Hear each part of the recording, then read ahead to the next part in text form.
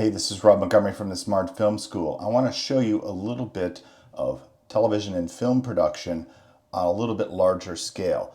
So imagine you're in a really cool historic house in San Francisco with nice, Art Deco leaded glass, and you want to be able to turn these rooms into basically sets that you can do taping with. So this is a nice configuration if you wanted to do a show. You could do a couple doing the latest tech, for example. Down here is where we've got power ballasts here for these continuous lights. These things have fans, so it's nice to be able to tuck them away out of sight. And of course, we use heavy sandbags here to hold down the Matthews C-stands.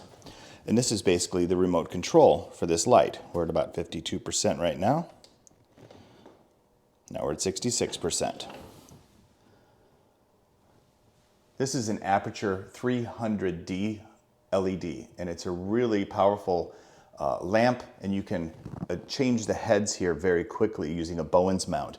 We've got a softbox on there now, but we could use a smaller reflector like you see over here, or we could use some barn doors. So we've also got some barn doors here that you can attach on and get different lighting modifiers for the different scenes that you're lighting for your television and film production. And this is the standard Bowens mount. It's a 3-tong tab system, pretty easy to rotate in. That also has a gel holder, so we can do CTO, color to orange, turn these lights for tungsten filming or special effects filters. You definitely need, when you're in California, buy some bongo ties. These are excellent cable ties. It's a wrap. It's totally locally made. Here we also have some cables for different setups that we can make. So we've got extension cables. We've got another HDMI cable. One of the cool things about this location is it has these monitors built in. So we were able to rig it up so that we can then do TV graphics right from an iPad or even an iPhone and throw them up on the screen there. And then just off of this dining room, we've built and will continue to build a stand-up location for reporters so that in the shot you can see out there Alcatraz. But we need to be able to control the light coming in through this window, so we'll use some ND gel on the next wave of improvements. But we'll be building this into kind of a plug-and-play studio for the teams working here to be able to just come over, turn the lights on, turn the camera on, pick up the already charging wireless AVX batteries, plug them in, and go live from San Francisco. So that's the hope. We still have some work to do here. We're going to be putting some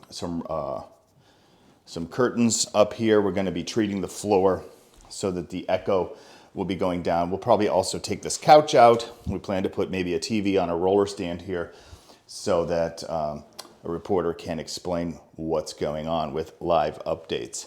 So this is how you can kind of transform some existing spaces into production. And all this stuff moves pretty easily. It's pretty easy to break this down piece by piece and set it up in another location. Like say maybe you wanted to do a talk show or you wanted to do an interview in this room, which has this amazing backdrop. Again, we would have to deal with light control. That's the only danger of setting up in this is you've got varying lighting conditions outside, which really dramatically change the lighting conditions inside. But you've got room to set up those big lamps, and you can bring it all to bear here and do some nice setups in this house. Another great location here. Check this out. City of San Francisco.